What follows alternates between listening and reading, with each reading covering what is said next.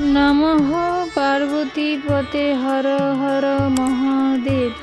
আমি স্বপ্না, আর আমি আজকে বৃহৎ শিব মহাপুরাণের চতুর্বিংশ অধ্যায়ের অন্ধকাসুরের উপাখ্যান ও অন্ধকেশ্বর শিবলিঙ্গর আজকে 7 নম্বর 8 নম্বর পাঠ সমাপ্ত করতে চলেছি।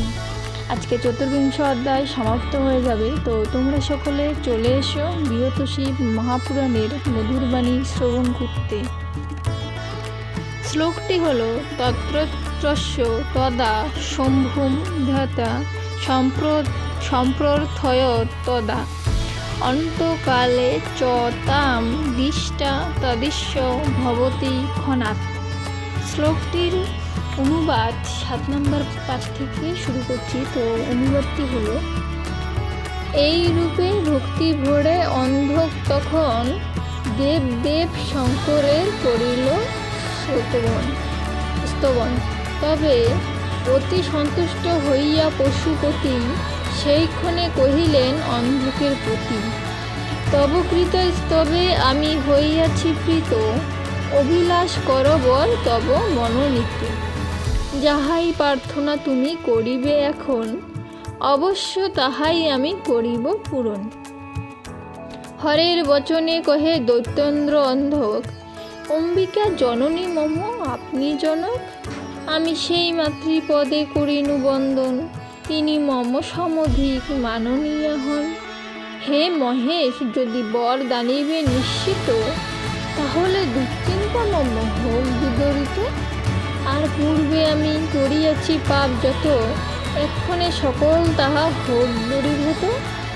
আর একবার চাহি ওহে মহেশ্বর, আমার দানব ভাব ঘুচাও সত্য। আর তব কাছে করি একটি মিনতি, যেন মম ভক্তি স্থির থাকে তব প্রতি। শঙ্কর কহেন, ওহে দানব তন্ময়, তুমি যা কহিলে তাহা হোক নিশ্চয়। তোমার সকল পাপ হইল ক্ষয়প্রাপ্ত, তব দৈত্য ভাব এবে হইল বিমুক্ত। এখন দানব ভাব করি পরিহার, ভিঙ্গি রূপে গণপতি হইলে আমার। অন্ধক হইল তবে আনন্দে মগন, ভক্তি ভরে হরপদ করিল বন্দন। অতঃপর মহেশ্বর গেলেন পাতালে, সংহার করেন তথা দানব সকলে। পাতালেই যেখানে অন্ধক দৈত্যপতি, দৈত্যগণ শনে সুখে করিত বসতি। মহেশ্বর সেখানে হইয়া অধিষ্ঠিত, মহান অন্ধকেশ্বর নামে হন খ্যাত।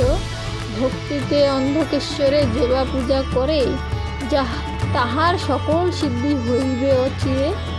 সকল মঙ্গলকারী শিবের পুজো নেই, পুজো কখন দুঃখী না হয় জীবনে। পুরাণের কথা হয় সুধার ভাণ্ডার, ব্যাসদেব বিরচিল শিব তত্ত্বসার। শিব পদ সার করি গায় ভক্ত দাস, পাঠ বা শ্রবণে হয় পুণ্যর বিকাশ। জ্ঞান সংহিতার চতুর্বিংশ অধ্যায় অন্ধকাসুরের উপাখ্যান ও অন্ধকেশ্বর শিবলিঙ্গর কথন এখানেই সমাপ্ত হলো। তো আজকে চতুর্বিংশ অধ্যায় সমাপ্ত হয়ে গেল। এর পরের দিন থেকে পঞ্চবিংশ অধ্যায় শুরু হবে।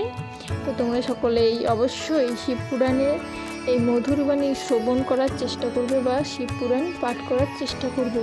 আর হ্যাঁ, অবশ্যই প্রথম পাঠ থেকে একদম শেষ পাঠ অবধি শ্রবণ করার চেষ্টা করতে ভুলবে না। বা পাঠ করার যদি তোমাদের সময় হয় তো শিবপুরাণ অবশ্যই পাঠ করার চেষ্টা করবে। খুব ভালো, ভগবান সম্পর্কে আমরা এমন অনেক কিছু জানতাম না, আমি নিজেই জানতাম না। তখন থেকে আমি শ্রীমদ্ ভগবদ্গীতা এবং শিবপুরাণ পাঠ করি, তখন থেকে আমি ভগবান সম্পর্কে অনেক কিছু জানতে পারি, যা থেকে আমার মন অনেক আনন্দিত হয় এবং ভগবানের প্রতি ভক্তি বেড়ে যায়। তো সকলে অবশ্যই চেষ্টা করবে যেটুকু সময় পাও ভগবানের নাম জপ করার বা এই শিবপুরাণের মধুর বাণী শ্রবণ করেন। আজকে এখানে সমাপ্ত করছি। সকলে ভালো থাকবেন। ধন্যবাদ।